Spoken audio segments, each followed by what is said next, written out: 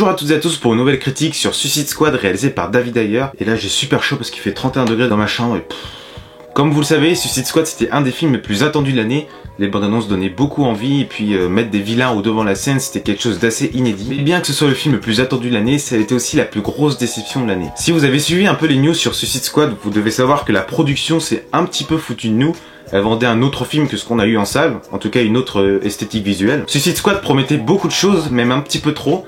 Et en tant que spectateur, quand on attend trop un film, bah il y a plus de chances qu'on soit déçu forcément. Et c'est ce qui s'est passé avec Suicide Squad. Mon avis sur Suicide Squad. Suite à la mort de Superman, le monde craint l'arrivée d'un nouveau méta-humain qui pourrait attaquer la Terre. Amanda Waller s'occupe donc de réunir plusieurs super-vilains afin de protéger le monde et préserver la paix. Seulement la créature maléfique l'Enchantresse échappe à sa surveillance et menace de détruire la Terre avec son armée. L'équipe de super-vilains est donc appelée pour stopper cette menace et mener une mission suicide. Commençons par les points positifs. Tout d'abord le casting. Tous les acteurs se débrouillent bien dans leur rôle.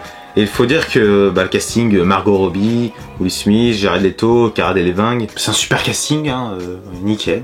Mention spéciale à Margot Robbie qui joue très bien Harley Quinn. C'est la première apparition du personnage au cinéma et elle a su lui donner beaucoup d'énergie et de folie pour l'incarner comme il se doit. Comme quoi, quand on veut, on peut. Ensuite, pour ce qui est de Jared Leto, c'est un bon Joker avec un look différent des anciens. En effet, il a beaucoup de tatouages et il fait très rock'n'roll, très gangster. C'est également le Joker avec les cheveux les plus verts. On dirait limite de la pelouse quoi. Et au niveau de son rôle, Jared Leto s'en sort très bien. De toute façon, c'est un très bon acteur qui s'investit beaucoup dans ses rôles. Le seul acteur qui je trouve ne joue pas si bien son personnage, c'est Will Smith. Parce que quand on voit à l'écran, on voit pas Deadshot, on voit Will Smith déguisé en Deadshot. En fait, il joue limite son propre rôle de père de famille, mais la seule différence, c'est que c'est un tueur à gages quoi. Ensuite, pour les autres acteurs, ils se débrouillent bien, mais ils ont tellement de l'exposition que c'est difficile de juger leur jeu. Je pense notamment à Killer Croc qui pendant tout le film est présent, mais reste muet la plupart du temps. Les seules fois où il dit quelque chose, on comprend absolument rien. C'est dommage parce qu'ils ont fait des efforts niveau look, en choisissant d'utiliser des prothèses plutôt que de l'imagerie numérique, mais pas pour grand chose au final. Ah ouais les mecs là, c'est quoi ce boulot? Faut vos efforts et un minimum de cohérence, sinon ça sert à rien. N'importe quoi, ça m'a saoulé tout ça. Je vais faire un petit café. Autre point positif, la musique. Le film s'ouvre sur la musique de Casino Life Intro de French Montana. Alors je suis sûr à 100% que c'est une reprise, mais je sais pas de quel groupe.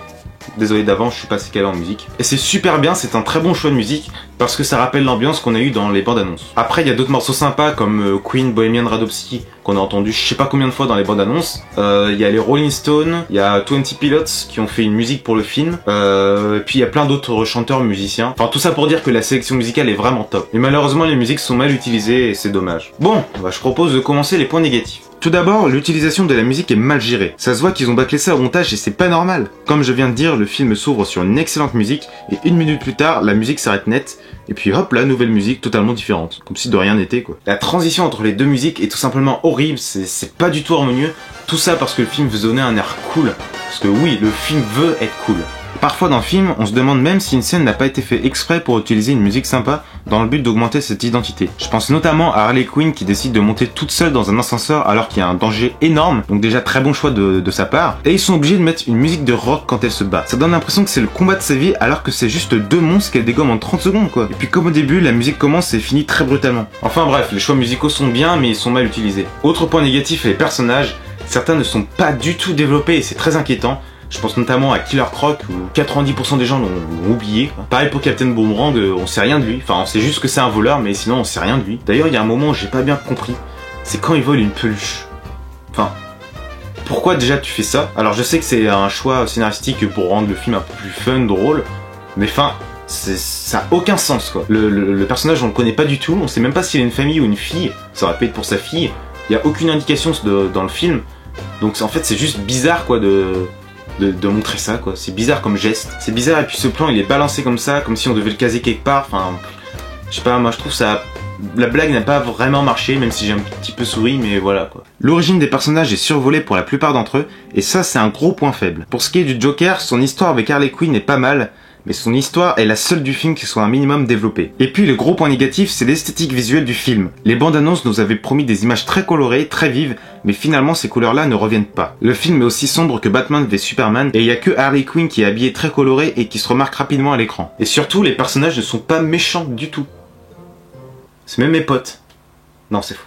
Ouais, j'avoue, c'était nul. Les personnages dans le film sont décrits comme des êtres vilains, mais on n'a pas la preuve visuelle de leur méchanceté. Deadshot n'est pas vraiment méchant, c'est un père de famille qui cherche juste à protéger sa fille. Captain Boomerang est un voleur, pas un méchant. Puis El Diablo est carrément gentil. Il y a que l'Enchantress qui est méchante puisque c'est une menace pour la Terre. Même le Joker ressemble plus à un mafieux qu'un dangereux psychopathe. Et puis tous ces personnages ont plutôt un bon fond. Protéger sa famille, retrouver son mari, arrêter de faire du mal aux gens, etc. Donc non, on peut pas dire que la Suicide Squad soit composée de méchants. Suicide Squad est un film très bancal qui a eu des reshoots de dernière minute. Parce que les gens jugeaient Batman fait Superman trop sombre, du coup ils voulaient pas que Suicide Squad soit pareil, et ils ont rajouté de l'action et de l'humour. Mais à partir du moment où tu fais des reshoots, c'est qu'il y a un réel problème au niveau du film. Parce qu'un bon réalisateur sait bien organiser son tournage, a parfaitement bien écrit son scénario pour que voilà, il n'ait pas à rajouter d'autres scènes après. En plus les reshoots ça coûte très cher parce qu'il faut refaire tous les décors, faut rappeler les acteurs, donc probablement les repayer, tout ça. Là, c'est que il y avait vraiment un problème au film, quoi, de base. David Ayer n'a pas eu assez de liberté pour faire ce qu'il voulait. Les studios lui ont imposé beaucoup de choses. Et ça me rappelle un peu ce qui s'est passé avec les 4 Fantastiques, où la 20th Century Fox a imposé plein de trucs à Josh Trank, qui finalement a fait un film qui venait pas de lui-même, quoi. Résultat, on a un film avec une sensation d'être à moitié fini, avec un montage pas terrible, des musiques mal utilisées, et un scénario très moyen. Et puis la promotion qui visiblement nous a vendu un autre film que ce qu'on a vu en salle. Sur ce, cette critique est terminée. Tu peux mettre ton avis en commentaire, tu peux mettre un pouce vert si la vidéo t'a plu, et tu peux t'abonner à ma chaîne pour suivre mes futures vidéos. Et moi je vous dis à plus tard pour de prochaines vidéos. Salut!